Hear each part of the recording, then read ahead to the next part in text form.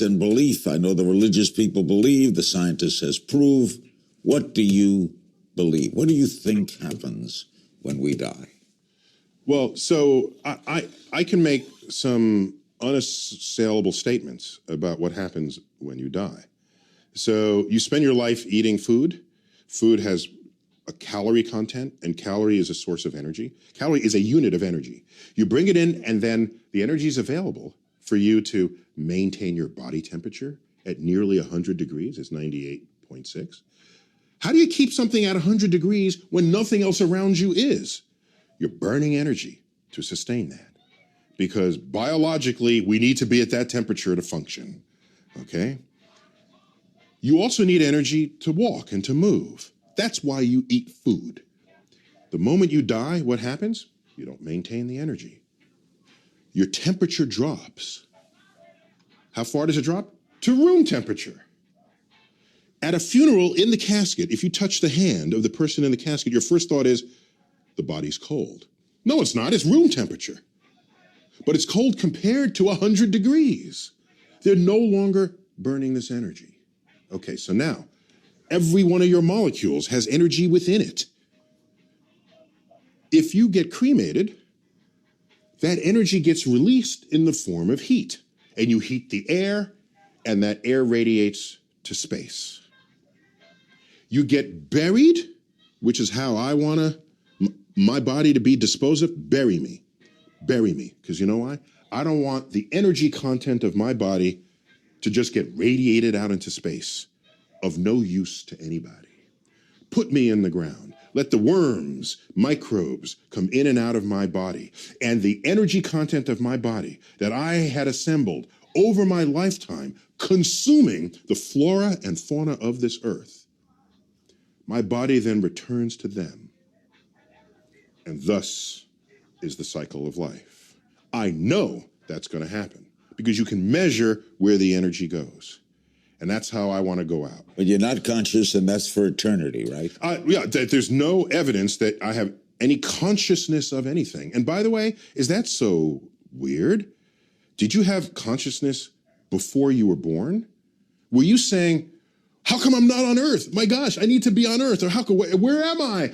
No, there's just the state of non-existence. And so I'm not given any reason. But now I am born. Okay. And I can't stand the thought of non-existence.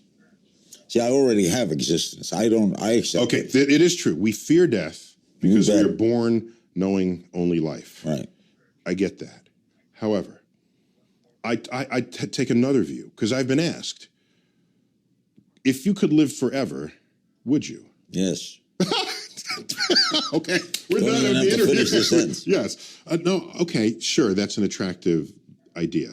But the way I look at it is the knowledge that I'm going to die that creates the focus that I bring to being alive.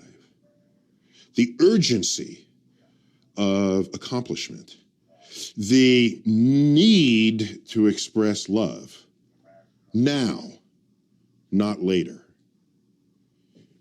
If we live forever, why ever even get out of bed in the morning? Because you always have tomorrow. That's not the kind of life I want to lead. But why? Don't you fear not being around? I fear living a life where I could have accomplished something and didn't. That's what I fear. I don't fear death. You don't fear the unknown? I love the unknown. I love it. You know what I want on my tombstone? My sister has this in her notes, because in case I can't tell anyone after I die. On my tombstone, a quote from Horace Mann, great educator. Be ashamed to die until you have scored some victory for humanity. That's what I want on my tombstone. But you don't fear or think about not being around.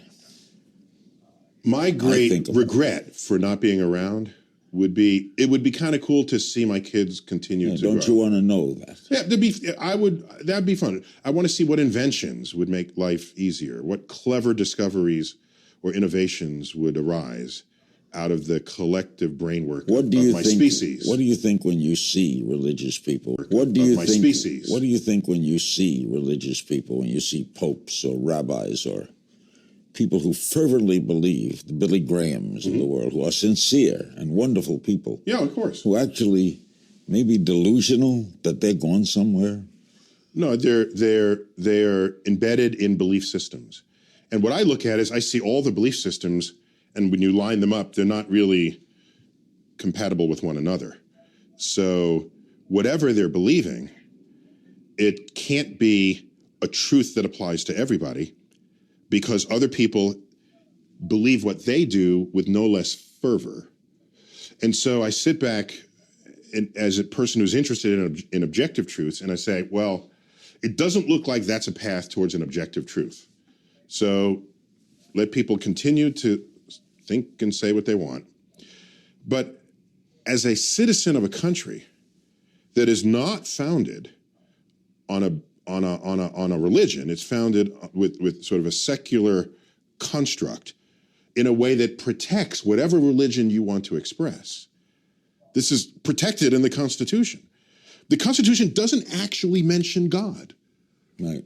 Rather controversial in its day. And it doesn't mention God because they don't want legislation to tell you what God to worship. They knew this. They knew how governments can persecute people who had belief systems that didn't agree with the state. They knew this. So they created those freedoms. And so we have these freedoms. Go ahead. But if you're going to create legislation that has to apply to everybody, and you're now going to put your belief system into legislation, that is not a free and open democracy. And you are an amazing man.